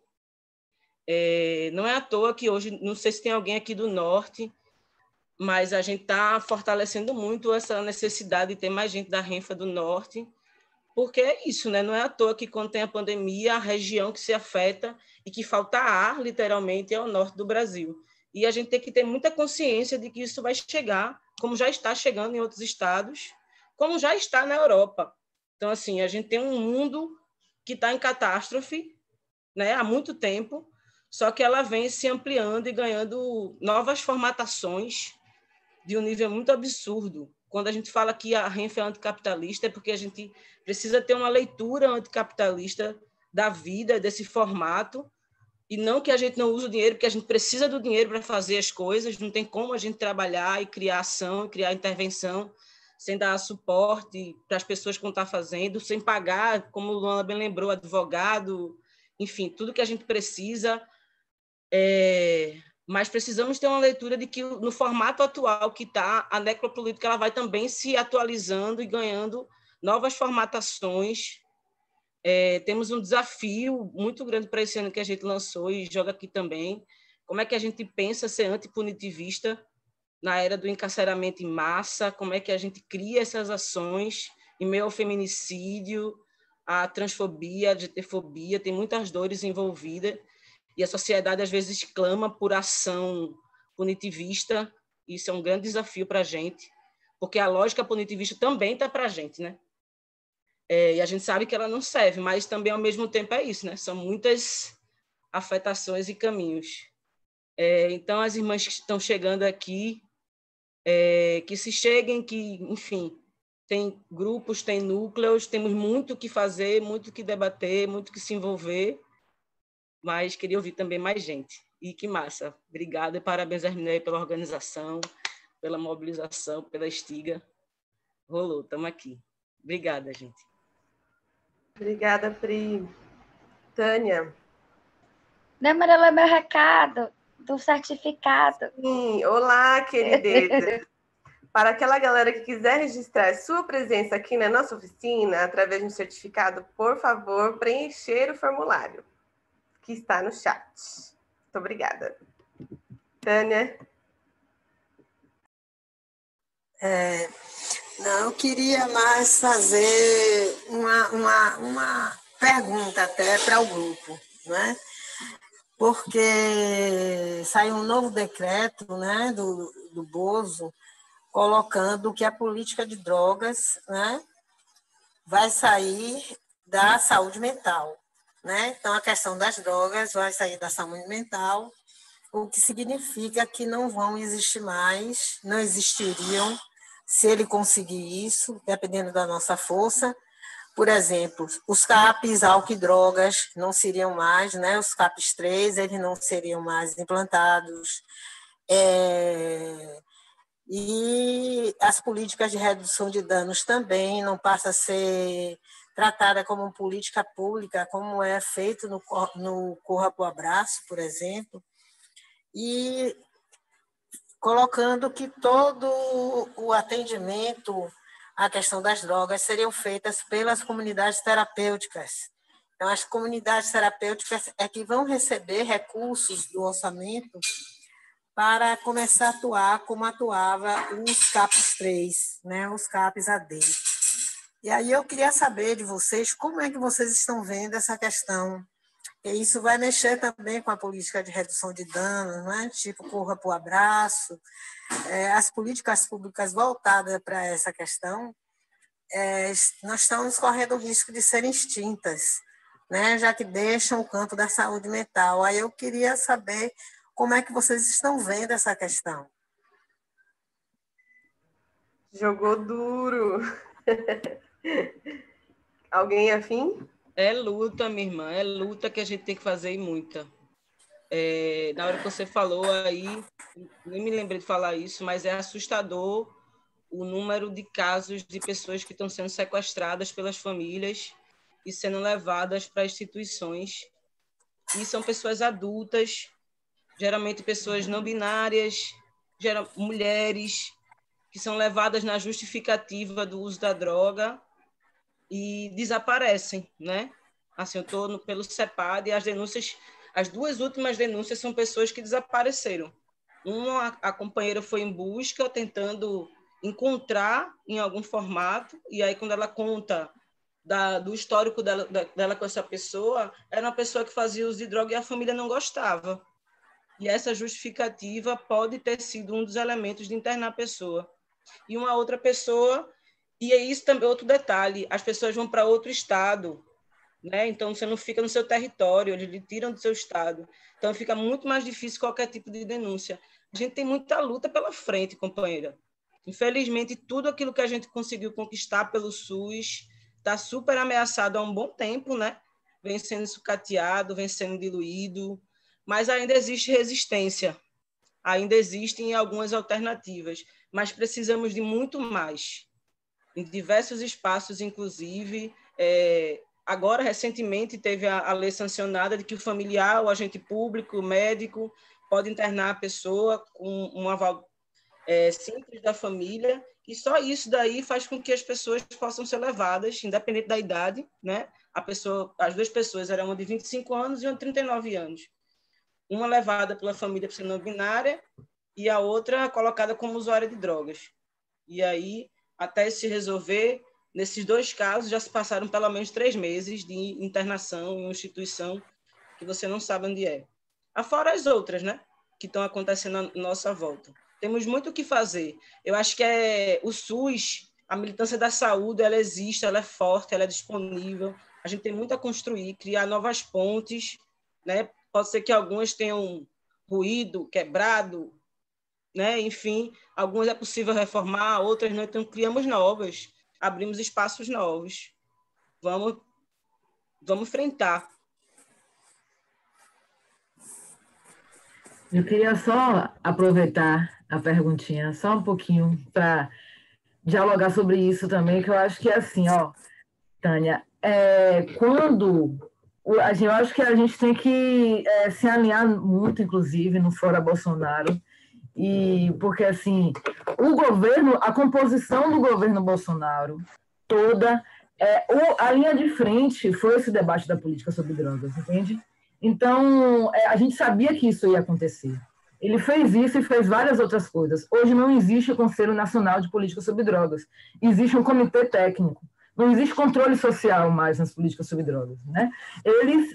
Enfim, a gente vai viver aí um governo pós-Bolsonaro que, assim, é pior do que pós-guerra, né? Porque o retrocesso que a gente está tendo, assim, das políticas mesmo, das políticas públicas, do que a gente alcançou nas últimas conferências nacionais de saúde mental e de saúde, né? Então, a gente está aí, ele ameaçou o revogaço, agora ele está concretizando o revogaço, então ele vai revogar portarias importantes, tudo, né, muito espalhado, né? Então, aqui ele revoga as portarias, aí acaba com história na rua. Aí ele reordena e rearticula o sistema de atendimento, né, que é o SISNAG, o Sistema de Políticas Públicas, que é... Qual é a porta de entrada do sistema de política pública agora? É a comunidade terapêutica. É grupo de ajuda mútua. São outros nomes que eles inventaram e colocaram lá na política para dizer do mesmo lugar, né? Então, a gente está vivendo o ápice desse momento do enriquecimento das comunidades terapêuticas e do movimento das clínicas privadas, né? Então, o que é que a gente vai fazer? A gente vai segurar até onde dá. Eu acho que a gente está acompanhando aí os grupos, as propostas de conferências, né, de conferência popular de saúde mental para tratar dessas questões, mas tem um caminho que algumas organizações já fizeram, assim, né, que a Brasme puxou isso, que é a judicialização mesmo, né, que eu acho que é um caminho que a gente precisa fazer mais, assim, chamar a Defensoria Pública da União para colocar, para constranger esse governo, entende? Porque é isso, e são vários ataques, né? É isso. É a política de assistência, a política de segurança pública, é a questão do armamento da população. Então, está tudo ligado, né? E a política de drogas está nesse centro. Então, a gente não tem mais na política de drogas a questão da redução de danos, enquanto tratamento mesmo, né? A gente tem uma reorientação para uma política mais punitivista. Eu acho que vai piorar muito. Eu acho que a gente tem que juntar toda a esquerda, a gente tem que juntar todo mundo, entendeu? Eu acho que a esquerda ainda não está ligada na centralidade que é esse debate da política de drogas, porque vira e mexe, todo mundo aperta a mão de um companheiro da comunidade terapêutica, entendeu? A gente tem que entender como é perigoso uma comunidade terapêutica, como pode destruir. A gente tem vários adolescentes que morrem em comunidades terapêuticas, e isso não aparece. Isso vai acontecer cada vez mais, porque isso é política de morte. Então, ou o povo da saúde mental abraça a gente vai construindo isso, junto com o povo do direito, porque na minha opinião, inclusive 2021, é todo mundo junto nesse foco em específico, de atacar o governo Bolsonaro. Em todas as vias. É isso. Tô puta. Eu queria falar só uma coisinha ainda, viu? Depois que Luana falou, realmente não é uma luta de um movimento, é uma luta de todos nós, realmente. E a Defensoria Pública criou um fórum, a equipe de saúde mental da Defensoria criou um fórum de política de drogas, né, e saúde mental, justamente para estar discutindo o enfrentamento a essas novas propostas aí, né, e acho que a Renfa já participa, né, desse fórum, né, inclusive nós vamos ter reunião dia 1º, 2 horas do fórum, e acho que é um espaço, né? E o pessoal de saúde mental também criou um grupo ligado às questões de saúde mental e à questão de drogas também, que é um grupo a luta pela retomada das redes, né, de saúde mental. Então, não só isso, como saiu uma proposta de que esse agrupamento, que é o coletivo de luta antimanicomial que criou esse GT, de sair buscando contato com os secretários municipais de saúde para discutir, inclusive, porque esses são todos novos secretários, né? E o que é que acontece? Com as eleições municipais, foram mudados os prefeitos, os secretários de saúde, coordenadores de CAPES. Tem lugares, inclusive, que técnicos pelo REDA foram demitidos e substituídos, né? Pessoas ligadas aos vereadores. Então, o pessoal dos CAPES que trabalha nos municípios está tendo o maior problema com esse retrocesso e esse desmonte total, né?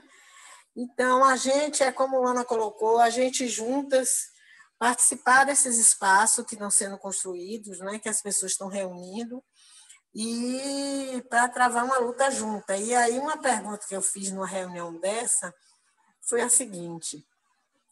Salvador, por exemplo, adianta a gente conversar com o secretário de Saúde de Salvador, porque ele não vai receber nenhum recurso do governo federal para manter os CAPs, para manter CAPs AD, nada. Então, o município sozinho não vai ter autonomia de não aplicar a política do governo federal. Então, a discussão que existiu foi a necessidade de haver uma articulação nacional, inclusive com deputados de esquerda, deputadas, né, companheiras também, vereadoras que estão no parlamento aí, transformar essa luta numa luta também parlamentar, não é? Porque não esperar que a gente vai ganhar ou vai sensibilizar, só sensibilizar os secretários de saúde e os prefeitos não vai resolver, porque eles não vão ter recursos para implantar esses equipamentos, né? A possibilidade de acabar com os CAPs, né? De se retomar os manicômios, e essa questão das comunidades terapêuticas também, que é outra questão crucial mesmo, que vai detonar com a política, né? Nossa política, a política com relação às drogas que a RENFA levanta há tantos anos. Então, há uma necessidade de uma articulação, inclusive nesse nível, com o Congresso, com deputados de esquerda, deputadas, vereadoras, não é? Porque só essa proposta da gente ir até os municípios, conversar com prefeitos e secretários, são todos novos. E a gente sabe que quem ganhou as eleições, nessas últimas eleições municipais, a maioria foi à direita, muito ligada a Bolsonaro, né? Então, vai haver um sofrimento radical para aqueles técnicos que estão nos CAPs e que têm uma postura diferenciada, que faz um trabalho diferenciado, vai ser barra pesada para eles. Então, como vocês colocaram, é um momento de um desafio terrível que a gente está pela frente, não é? Um desafio terrível, e que a gente tem que contar também com esse apoio parlamentares de esquerda aí para nos ajudar com relação a barrar essa política, porque com a pandemia existe uma dificuldade total da gente ir para as ruas, tomar as ruas, se manifestar, não é? Inclusive, uma das propostas que foi tirada nessa última reunião, o nome do GT, por exemplo, que eu participo, é Mobiliza RAPs. Foi tirada uma proposta de se articular as rádios comunitárias em todo o interior do Estado, para as rádios comunitárias começarem a denunciar a população daquele município, o que vai acontecer, fechamento de CAPs, etc. e tal, porque é uma luta desigual, não é? É uma luta muito desigual. Mas é isso, gente, viu? O fórum vai reunir dia 1º, às 2 horas lá. O pessoal passa o link na véspera da reunião. E tem também o Mobiliza RAPs, que é esse GT, que está com toda essa articulação para ver se consegue, com o interior do Estado, sensibilizar os gestores para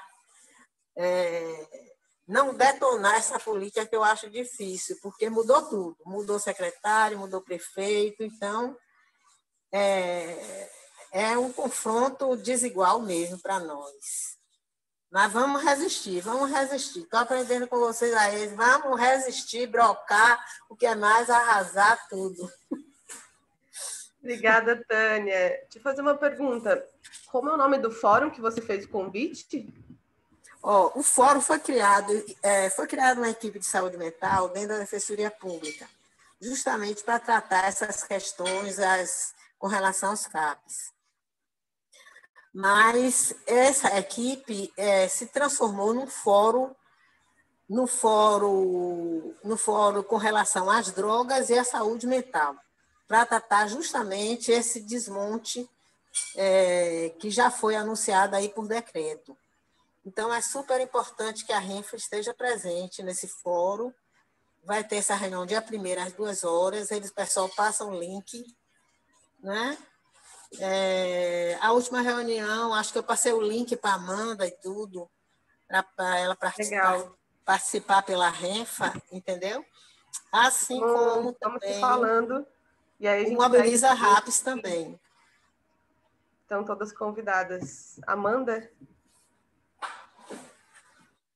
Boa noite, meninas. Eu não pude ouvir todas as falas, né? Todas as falas completas, porque eu estava em outras 2 reuniões. Tem uma que ainda não acabou aqui. Eu fico olhando aquela coisa, né? Uma e outra. Mandar um beijo, que saudade de ver na carinha de vocês aqui. Tânia Nogueira é minha mãe, estou deixando eu mostrar, e ela é essa pessoa maravilhosa. E, assim, eu vi, né, algumas falas e tudo mais, e as que eu consegui acompanhar. E, assim, essa pergunta, né, que Tânia faz, a última pergunta e tal, sobre essa questão do desmonte, né, da política de drogas, só trazer uma coisa assim, esses dias eu estava estudando a peça da LOA de 2021, né, da LOA federal, e aí assim, porque é aquela coisa, né, a gente fica pedindo impeachment e tal, eu assim já passei dessa fase de acreditar nas vias institucionais para isso, porque o mesmo Rodrigo Maia, que está sentado em cima das peças de impeachment, é a figura que organiza, por exemplo, e não só ele, obviamente, mas esse conjunto de partidos que a gente espera que vote o impeachment aprova uma lua dessa. Né? Então, assim, se a agenda econômica está em comum, né, assim, a saída de Bolsonaro seria por outro tipo de interesse que não o nosso, né? Não é desimportante. Mãe, feche seu áudio. Aí, é o gato. Ah, sabia. Mas, assim, não é menos importante, porque eu acho que a saída de Bolsonaro é a derrota da onda que elegeu ele, mas na onda do fascismo e tal, por isso que é importante, né? Mas do ponto de vista da agenda econômica, assim, eu fiquei muito impressionada vendo essa peça da LOA, porque ele está seguindo muito mais à risca o lance da PEC de teto de gastos. Assim, é um negócio tão surreal que de um ano para outro o corte de determinados setores, né, das políticas públicas chega a 80% de corte.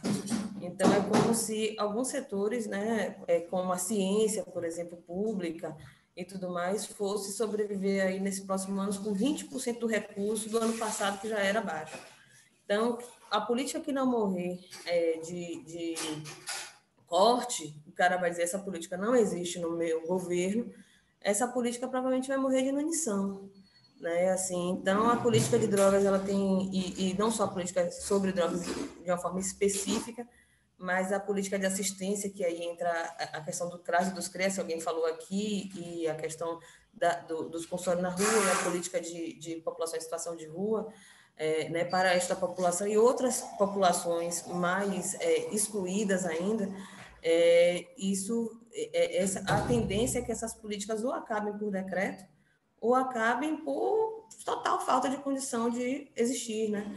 Então, essa é a questão de escolha. E aí eu trago um exemplo paralelo a essa questão da política de saúde mental, que foi a política de moradia de interesse social, né, da moradia popular.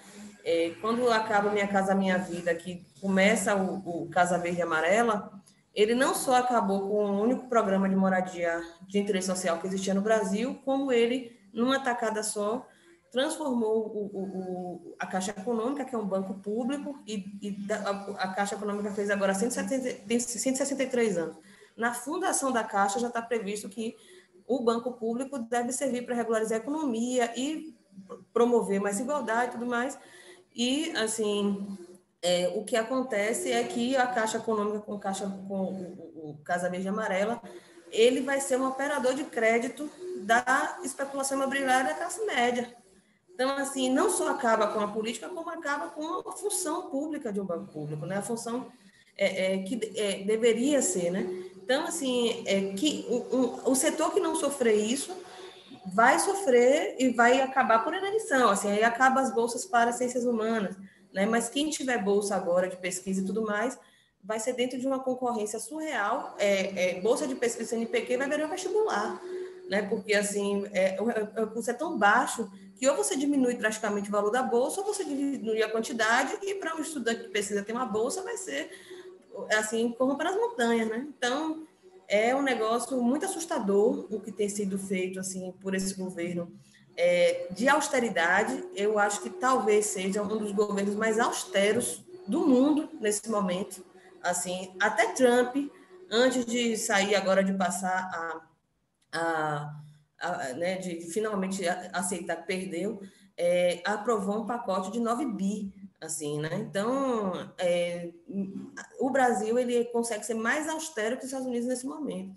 Então, é um tipo de neoliberalismo, de capitalismo, assim, muito pior do que tudo que a gente já viu, né? E é muito assustador porque a gente tá aí, as pessoas morrendo aos milhões, nós perdemos o debate do fique em casa para a necessidade de sobrevivência, mas também a classe média, os ricos, nunca fizeram porra de quarentena nenhuma, todo mundo na rua, no bar, na balada, não sei o quê, né? Viajando, passando para baixo. Então, assim, as pessoas estão na rua, as pessoas estão morrendo, e eu participei da reunião das organizações, a reunião nacional de organizações populares ontem, está tendo a da Frente Brasil Popular hoje de Salvador, está tendo agora aí, tem uma proposta de calendário, e eu fiquei ontem assim meio frustrada com as falas, assim, de ouvir algumas pessoas, você onda de carreata, porra, nem eu pude ir para carreata na semana passada, né, porque assim, você precisa de ter um carro, as pessoas precisam de gasolina, aquela onda toda, e sinceramente, assim, com todo o pesar que eu sinto de falar isso, o sentimento que eu tenho hoje sobre a conjuntura é que esse é o momento de uma geração sofrer o sacrifício de fazer a luta mesmo, assim. Eu não vejo outro caminho, assim, sabe? Chegou o momento... Nós somos fruto do sacrifício de várias gerações e talvez seja o que sobrou para a gente, né? Porque cada vez que o capitalismo se renova também o sofrimento do sacrifício que a classe trabalhadora precisa fazer para ou ela né? Nós, eu, você, todo mundo aqui sobreviver, ou para pelo menos quem vier depois, né? Airanzinho, Leon, né? Assim, porque é isso, né? Assim, fica para nós aí uma perspectiva muito triste de futuro, assim, né? É muito desolador, mas eu também não acredito em outras coisas, sabe, gente? Eu acredito, e ontem eu fiquei pensando muito triste nessa coisa, porque aí estava nessa viagem vendo um projeto de banco de alimentos, as mulheres com fome, pererê, perará, e aquela porra do cartão corporativo de 1,8 bi, né? Então, assim, é muito humilhante. E eu fiquei imaginando o que foram que as pessoas sentiram quando Maria Antonieta mandou comer brioche, foram lá e mataram enforcada, e eu acho que é isso mesmo, assim, sabe? Porque eu fiquei com tanto ódio, assim, fiquei chorando, cheio de raiva, assim, porque eu me senti tão humilhada, tão ultrajada, tão desgraçada, que eu falei, se for para morrer, se for pegar corona, foda-se. É isso que tem para a minha geração, né? E a pergunta é, qual a disposição? É isso que nos restou, para mim é isso, assim, sabe? Com muita tristeza e pesar, eu acho que é isso que está dado para a nossa geração. Escolher entre o mínimo de cuidado e poder sobreviver, e a gente usa essa palavra resistência, que a gente não está resistindo porra nenhuma, a gente está sendo massacrado e um negócio, meu Deus, salve eu, vai chegar lá na frente, vai ter uns 200 vivos e a galera morta, todo mundo, ou vai todo mundo meter a cara nessa porra e seja o que Deus quiser e sabe quem puder. É isso, sabe? Eu estou muito revoltada. Não tenho nada de bom falar. Mas é isso, gente. Eu acho que chegou o pior momento da nossa vida e agora é coragem mesmo e força para a gente meter a cara no coronga e fazer luta na rua. Não tem outra saída, não. Um beijo. Obrigada, Amanda. A gente tem tempo de mais uma intervenção. Alguém quer falar? A Amanda sempre chamando a gente para a terra. E olha aqui, viu? Chegou. Eu amo as capricornianas, eu amo. Tem que ter sempre a capricorniana na luta, gente. Senão a gente fica viajando. Cada hora gente, fudeu. Ei, bonitas. Fale para mim. Não, na real, eu ia propor só que a gente tirasse uma foto. Eu tô aqui no fluxo do registro do espaço. Renfa Brasil, bem institucionalizada. Eu gosto, Tem eu as acho correta. câmeras. Ocupando tudo, querida. Elas agora que você, tudo conselheira de ela é no Conselho da Bahia, tá falando aqui. Diga aí. Isso. Ocupou o Conselho de Drogas, ainda tem alguma democraciazinha. Algumazinha ainda tem. Espera Olha aí. ela, querida. Deixa eu Juliana. ver. Ah, Ainda quero tem mandar um um cheiro negocinho. para Juliano, viu, Virou uma velho? festa Porra, agora. tenho que chegar em Salvador. Tô com saudade de vocês. Ela não era querendo desmobilizar, na hora que a Nêmora falou assim, é o que vocês falaram, fala! Mas é que elas são assim, né? Elas são bem... São. deixa eu Rolou ver a foto, companheira? Então, eu tô fazendo isso agora, porque eu me desmobilizei aqui com a cerveja. Peraí. É isso, querida. Peraí. É No isso. seu tempo, é no seu isso. tempo. Print screen. E Pera. online elas estão até mais controladas, né? Porque elas desligam o microfone. Vocês Online. virem a reunião presencial, tem hora que nem a gente. Aí depois, para, calma. Pera. Foi uma foto. Peraí.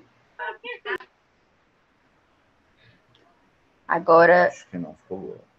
tá, deixa eu ver. Não é que eu tô contando aqui com a assessoria do meu lado, que tá dizendo não ficou boa. Aí eu tô... Foi, bicha, eu tô sorrindo aqui, congelada já. Foi, Clica. Fala aí. Ixi. Tem que salvar essa. Onde aqui? Clica aqui na pastinha. Pera. Ai, nessa aqui foi mal. Calma, Você não vai gente, é falar tudo não, uma aí, tecnologia.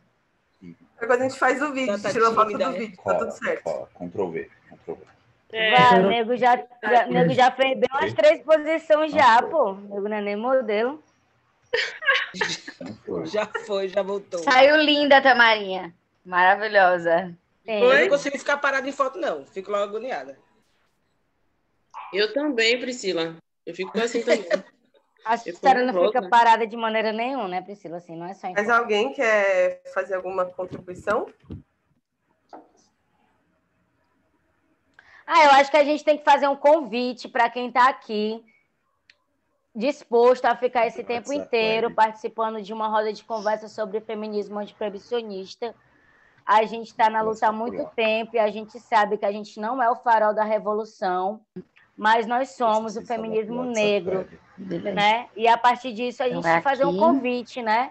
Trazendo todas essas vivências que a gente fez, de entender que não é exatamente a ideia de estar construindo a Renfa, mas entender a Renfa como parceira, entender a Renfa como uma liderança nessa construção do feminismo antiproibicionista, o feminismo que abrange o transfeminismo, né?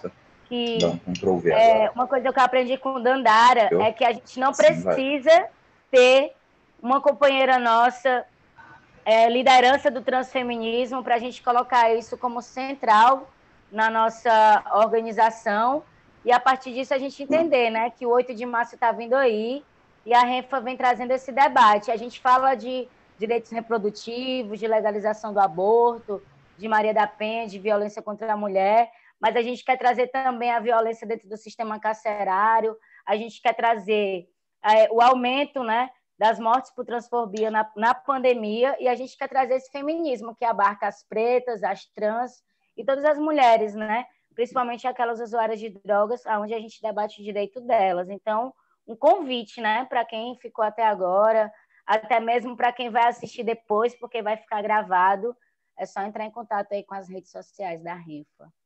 É nóis. Arrasou, Tamarinha. Arrasou, princesa. É isso, fazer o chamado para a gente construir o 8M, para disputar que feminismo é esse. Também fazer o convite de quem quisesse chegar à Renfa, ficar atento às nossas redes sociais, que a gente está tendo reunião de acolhimento, vai ter, eu acho que em Recife, vai ter o lançamento também, não vai? Na Bahia, vai ter o lançamento do Manual Feminista pelo Desencarceramento. Se as manas quiserem falar um pouquinho dos nossos próximos eventos.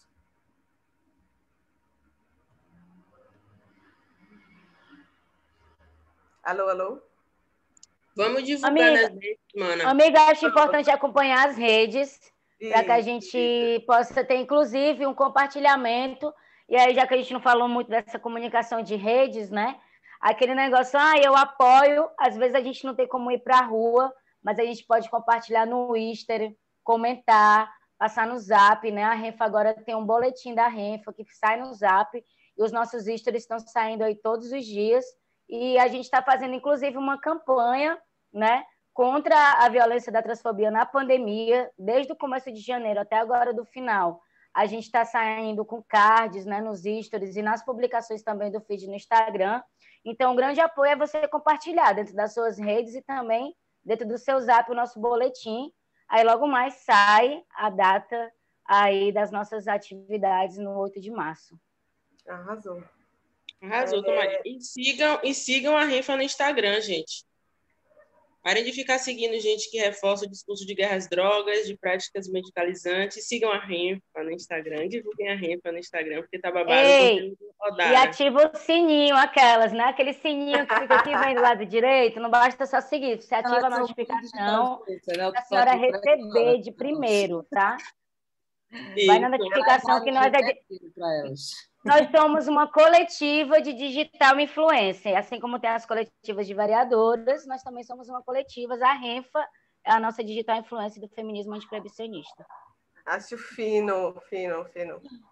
A gente estava conversando aqui e aí me lembrou um trecho da entrevista da Rita Von Hunt para o canal Meteoro, onde ela vai falar um pouquinho sobre a análise dela da conjuntura atual. E ela trouxe uma reflexão de que, nos últimos anos, enfim, a gente tem vivido crises cíclicas econômicas do capitalismo, né, que não se sustenta, e aí precisa o aparato do Estado salvar os bancos, por exemplo. E aí ela diz que, né, tá sendo mais fácil para a gente criar um imaginário fantasmagórico que fala de vampiro, que fala de mundo pós-apocalíptico, do que a gente conseguir imaginar um horizonte real possível e que possa ser construído. Então, apesar desse cenário catastrófico, faço convite para a gente voltar para esse lugar que é a ampliação da vida, que é a gente estar no território com as nossas companheiras e que a gente se aquilombe para que a gente consiga minimamente sobreviver, cuidar das nossas crianças e, enfim, trocar cada vez mais entre a gente para a gente conseguir sobreviver e ter alguma perspectiva de futuro, né? Gente, rapidão. Deixa eu só trazer um bagulho aqui. O livro Tornar-se Mulher Usuária de Crack, escrito pela Braba das Brabas, Luana Malheiro, está aí disponível para venda. Então, vamos consumir aí, vamos comprar, vamos divulgar. Na moral mesmo, gente. A mulher jogou duro. Vamos comprar o livro da Pivetona aí para fortalecer o trampo.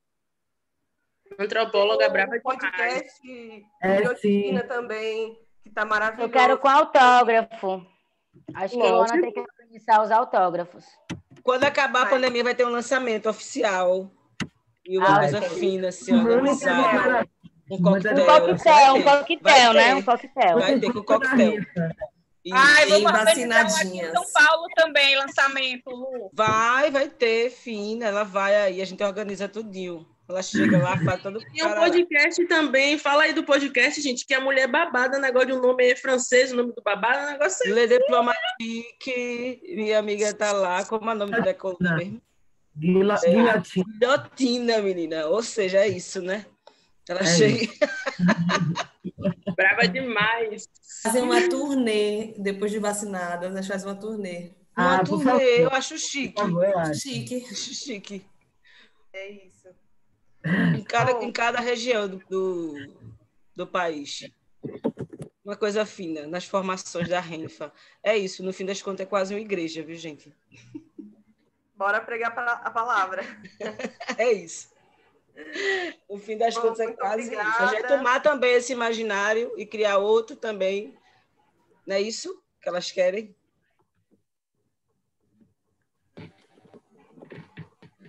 Ingrid não vai falar, não? Não, ela tá ali. Não falar. Já foi muito cheio de que vocês deram. A avaliação é essa daí. Olha o brinco dela, querida. Que brinco maravilhoso. Bicha! Estou aqui vendo Bob Esponja e ouvindo também toda a avaliação de conjuntura. De verdade, me sinto extremamente contemplada com o que as companheiras trazem. E apesar de ser difícil, fico feliz de a gente estar aqui em 25 pessoas debatendo e se reunindo aí para poder atuar juntas. Venham para a Renfa, estamos aí, vocês viram, né? Bem blogueiras. Digital influencer, na próxima carta de princípios. Por favor. Próxima carta de princípios, nós somos uma coletiva de digital influencers. É isso. Hackeando o já sistema. Isso, né? Eu ia aproveitar e fazer mais um digital influencer. Porque a Renfa faz parte da Coalizão Negra por Direitos, né? E a gente está aí com pedidos de impeachment que estão sendo colocados, né, e mobilizados pela sociedade civil, mas acho que esse tem um marco importante por vir, né, de uma organização, de uma coalizão de tantas organizações de movimentos negros e de movimentos antirracistas, né, porque a Renfa não é uma organização só de mulheres negras e acho que é fundamental, né, o quanto é importante a nossa presença na coalizão, a atuação que a coalizão tem feito em parceria com essas organizações antirracistas, né?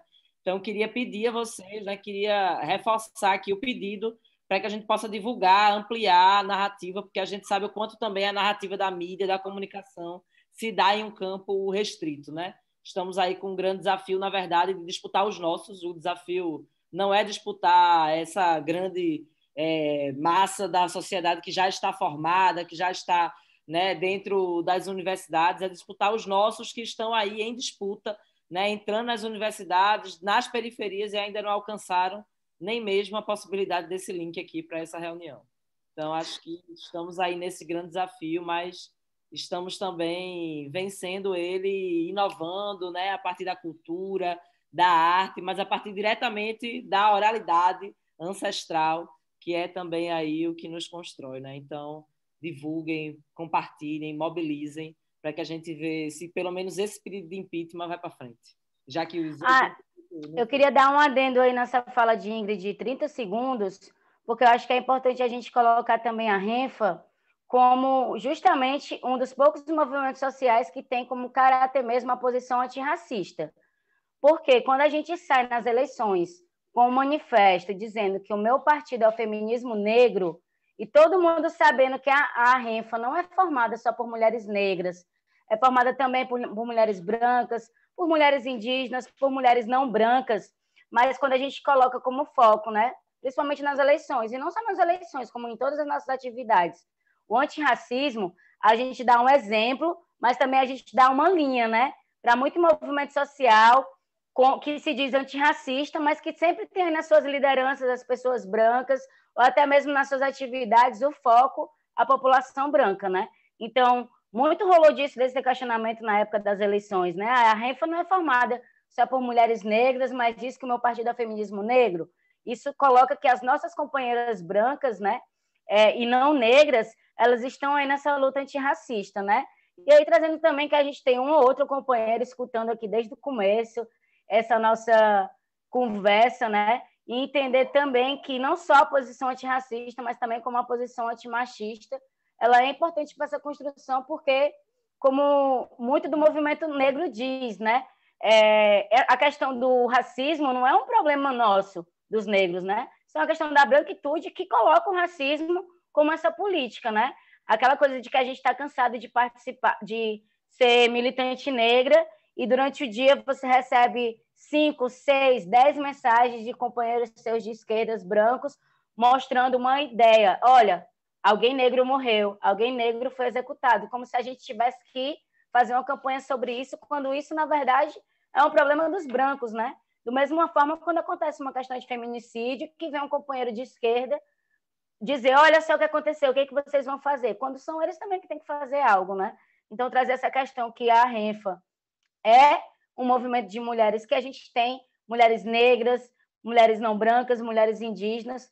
Temos, sim, como posicionamento e, inclusive, como protagonismo as mulheres negras, mas que a gente entende que essa posição antirracista ela tem que vir de todos, né? De todas e de todos também, né? Arrasou, Tamarinha. Vou apresentar a nuvem de palavras com a pergunta que a gente fez no início. Ô, Nádia, libera nós. Estou liberando. Ai, meu Deus, peraí. Aquelas, é muito difícil. Amiga, de boas. Na última plenária nacional, eu demorei 2 segundos e a galera estava falando, não está respondendo, não.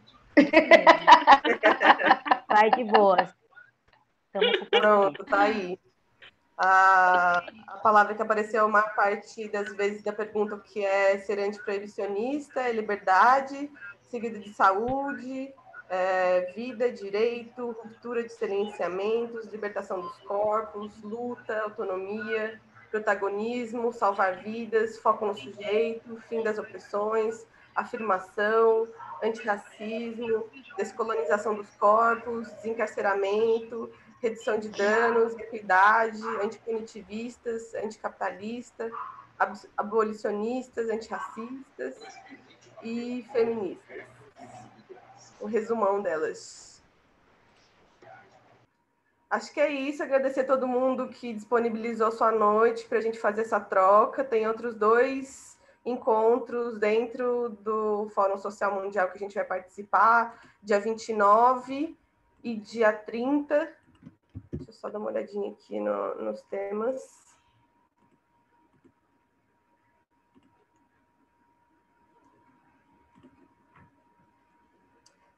Dia 29, sexta-feira, protagonismo político e a revolução LGBTQIAP+, com o coletivo Kill.